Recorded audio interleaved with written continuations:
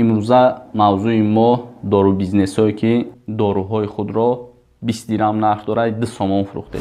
арзиши маводҳои дорувориро худсарона 4-5 маротиба баланд бардошта ба фурӯш мегузоштааст. масалан номбурда ҳангоми ба фурӯш баровардани доруи арбидол ки нархи як капсулаи он 40 сомонӣ муқаррар шудааст, арзиши онро ба таври сунъӣ боло бурда дар вақти фурӯш бо нархи 250 сомонӣ дастгир карда шуд. ман як видеое ки дар бораи орд як вақт орд бизнес шида буд, ман якумин шида партофтум. ҳамон нафароне ки ҳамин корро ташкил карданду мисол ордҳои худро фурӯхтанд, фикри ин дунётона накардем, фикри ӯ дунётона кунем ки дар дунё чӣ ҷавоб метем ба ҳамин корро кардаи. ассалому алайкум падарон, модарон, бародарон ва хоҳарони азиз, хуш омадед ба канали Ҳамнаво. Бо шумо ҳастам Али Акбар. Пеш аз видеоро сар кардан барои тамоми ҳамватанони азизамон ки ба ин беморӣ гирифторанд, худованд шифои комили оҷил насиб гардонад, ба кадоме ки вафот кардагиянд худованд раҳмату мағфиратшон кунад. имрӯза мавзӯи мо дору бизнесое ки дар ин вақти сангин, дар ин вақте ки бояд анамхе даст ба даст бошем, инҳо бисёриёш виҷдон надоранд ки дар ин рӯзи сахтие ки имрӯз ватани азизи мо ба ин вабо гирифтор ҳастанд, бисёриҳо касал шуданд, бисёриҳо вафот карданд. худованд ин доруфурӯшҳоро инсоф диҳад ва албатта ки ман як видеое ки дар бораи орд як вақт орд бизнес шида буд, ман якумин шида партофтум, бисёриҳо шумо мада дуои хайр кардем, аз ҳаматон миннатдорам. дар шабакаҳои иҷтимоӣ бисёр мебинем дар бораи нархнавои дору ва ҳамон аптекчо, яъне доруфурӯшҳое ки мақсад беинсофона рафтор мекунад дар ҳамин рӯзи сахтие ки ҳозир мо ҳастем, бисёр беинсофона рафтор мекунад. барои ҳамин хостам як-ду калима гап бигӯм, чӣ хеле ки дар видеои пешинае ки мақсад ман дар бораи орд гуфтагӣ будам ки мақсад бисёриҳо ордхар буданд ва видеои маро тамошо карданду мақсад орд нахаридан ва барои ман ташаккур ва дуои нек кардан. ва ана ҳамин рӯзам барои ана ҳамон фурӯшандаҳое ки доруҳои худро 20 дирҳам нарх дорад 2 сомон фурӯхтеста. барои ҳамин видео ба ҳамон нафароне ки аптекчиҳо ё ки фурӯшандаҳои доруҳо ҳастанд, ба ҳамон рафтани ҳамин видео шумо як дастгирӣ кунед, дар видео лайк монед, наздиконтон бигӯед дар пештон бошад лайк монад дар ҳамин видео, дар имо ватсап куҷое ҳастад падилитса кунед, баъдан бишинед гап мезанам. ҳамаша боз аз телевизионам ҳастай наворое ки мақсад доруфурӯшҳое ки қалбакӣ ҳастанд, онҳоро ҳам тамошо мекунем якҷоя. хеле ки ба ҳамагон маълум аст, мутаассифона дар ватани азизи мо ин беморӣ қарор дорад ва хушбаҳоли ҳамон табибоне ки сабру тоқат ва аз дасташ чизе омада барои ҳамватанони азизи мо карда истоданд. барои ҳамо ташаккури худ ман мерасонам ва барои ана ҳамон табибоне ки мақсад гирехтанд, мисол ба ҳар баҳона аз ҷои кор рафтагиянд ки видеои пешина ман мондагӣ будам дар ин бора. ва мегзарем ба мавзӯи асосӣ. мавзӯи асосии мо имрӯз барои ана ҳамон доруфурӯшҳо ва аптекчиҳо. бале дӯстони азиз, дар як вақте ҳастем ки бояд анамхелӣ бошем, дасти ба даст ва доруфурӯшҳое ки ҳозир кардестанд ва қалбакие ки мақсад фурӯхтаистиянд бо нархи қимат гарон. барои анаво хостам, яъне ман ҳамчун як шаҳрванд хостам овозма бирорам, мисли видеое ки гуфтам дар бораи ва бидак нафароне ки менавистанд ки ордфурӯшҳо тра бад мебинанд, ордфурӯшҳои хеле мекунанд, бигзор мара бад бинанд, лекин ӯ храпе ки мисол дар ордое ки мондагия гирифтан мардум да фурӯхтанд ва паника бардоштанд, ман ӯро ҳеҷ вақт иҷозат наметам. ва ин ҳамин рӯзам дар бораи ана ҳамон доруфурӯшҳое ки нархе ки гуфтам 20 дирҳамай 2 сомон фурӯхтагиянд, нархе ки 50 сомай 200 сом фурӯхтагиянд ки дар видеои телевизиони тоҷикистонро бировардагия. дорухонаҳое на танҳо дар Душанбе, балки дар шаҳру ноҳияҳое ки мисол бисёр дар ҳамҷо храпошона мегзаронанд, дар Душанбе ҳозир аллакай камера биромагия, ягон касе фиреб карда наметавонад. мебинам парастамол чанд сомай 50 дирҳам ё 1 сомон мерае мега ки 2 сомон 3 сомон видео мекунам партоя. ва ман ана ҳамон нафароне ки ҳамин хел мекунанд мадам партои ин ҳамон видеое ки ҳамин хел қимат мефурӯшанд, дағалона рафтор мекунанд дар ин рӯзи сахти ки мисол ҳамин вабо дар ватани азизи мо ҳастай, партоин ман ӯро дар канал мепартом. ин ҷои шармандагӣ нестай. шарманда ҳамон одаме аст ки бар зидди ҳамин ҳамватани худаш дар рӯзҳои сахт ҳамин хел чизое ки арзон намегиранд, қимат мефурӯшанд. ба ҳамин хотир аз ҳамаи шаҳрвандо хоҳиш менамоям ки дору зиёд нахарен, дору зиёд истеъмол накунем ки табибон худ мегӯянд. нишонаҳои ҳамин касал чи аст? сулфазанӣ, беҳаракатӣ ва тасби баланд. ҳамино чӣ?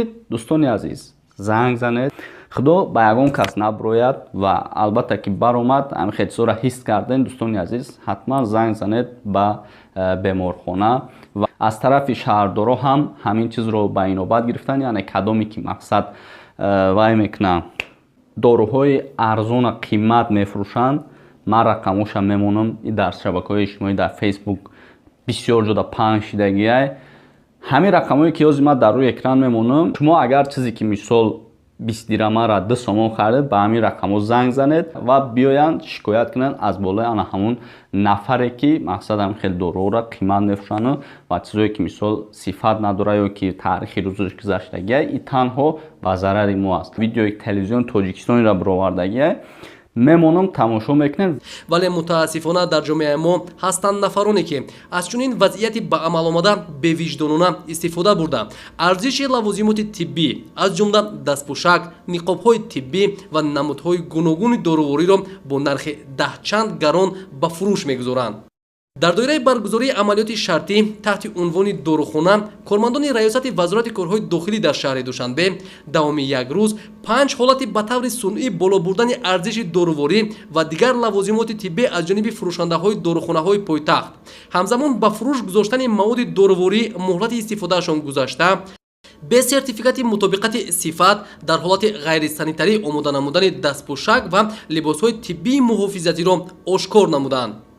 чунончи дар таърихи 4 майи соли ҷорӣ тахминан соати 22:30 зимни гузарониндани чорабиниҳои оперативии ҷустуҷӯӣ аз ҷониби кормандони милитсияи пойтахт шаҳрванд бойбобоев ёдгор абдухолиқович соли таваллуди 23 майи соли 1993 сокини шаҳри душанбе ҳангоми ба фурӯш баровардани лавозимоти тиббӣ бо арзиши сунъӣ боло бурдашуда дар дохили автомашинааш тамғаи лексус рақами ба қайдгирии давлатии 8787 RX01 дастгир карда шуд. дар идомаи чорабиниҳои тафтишотӣ ҳангоми аз назаргузаронии манзили истиқоматиаш дар суроғаи ноҳияи рӯдакии ҷамоати деҳоти зайнабобод як қатор лавозимоти тиббӣ ба таври худсохт омода шуда мусодира карда шуд. аз ҷумла 15600 адад дастпӯшакҳои тиббии рангаш кабуд ва 88000 дастпӯшакҳои тиббии рангаш сафед ки нархи як қутии он 45 сомонӣ муқаррар шудааст, арзиши онро ба таври сунъӣ то 180 сомонӣ боло бурдааст. ба ин монанд 290 адад ниқоби тиббиро ки нархи як ададаш 2 сомонӣ тасдиқ шудааст, ба таври сунъӣ боло бурда бо арзиши 10 сомонӣ ба фурӯш гузоштааст. ҳамчунин аз манзили зисти номбурда 59 адад айнаки тиббӣ, 10000 қутии холӣ бо навиштаҷоти сабр барои ҷойгир намудани дастпӯшакҳои тиббӣ, 50 адад қутии бахил, 1000 дона чӯбчаи тиббӣ барои маҳлулгирӣ мусодира гардид ки арзиши маводҳои тиббии мусодирашударо ба таври сунъӣ чандин маротиба боло бурда ба фурӯш мегузоштааст. дар доираи тафтишот муайян карда шуд ки дастгиршуда бе маълумоти соҳавӣ ва гирифтани иҷозатномаи мақомоти ваколатдор дар шароити хона ғайрисанитарӣ ба омодасозӣ, нигоҳубин ва фурӯши маводҳои тиббӣ машғул шудааст. қобили зикр аст ки дастгиршуда бойбобоев ёдгор абдулхолиқович аз ҳисоби ба таври сунъӣ боло бурдани нархи маҳсулоти доруворӣ ва фоидаи муфт ба даст овардааш дар як муддати кӯтоҳ 2 автомашинаи гаронарзиши хориҷии тамғаи Lexus RX 350-ро харидорӣ намудааст. дастгиршударо гарчанде ки зиёрати хонаи худо мушарраф гардидаасту атрофиён ӯро ҳамчун ҳоҷи ёдгор эҳтиром мекарданд, дар моҳи шарифи рамазон ба ҷои дасти ёрӣ дароз намудан ба муҳтоҷону беморон бо мақсади қонеъ сохтани нафси бади худ ба амалҳое ки тақво ва имондории ҳар мусалмонро зери суол мебараду аз корҳои зишту гуноҳ маҳсуб меёбад даст задааст. дастпӯшакро аз оварда инаш адда меҷод, инаш адда меҷод. Баъд мегирем, инро додбирем, меандозем. Баъд ин тайёр мешавад.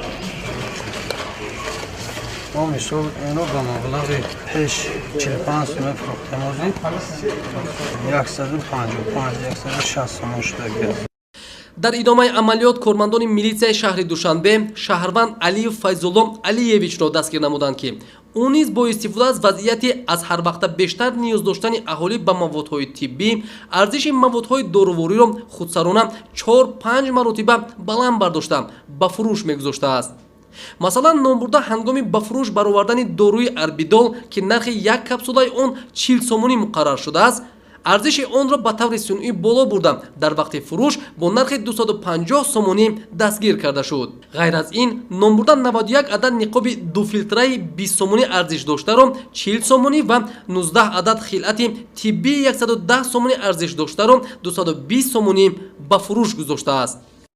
شما بگید که همین داروی اربیدول 2 ماه پیش چقدر ارزش داشت؟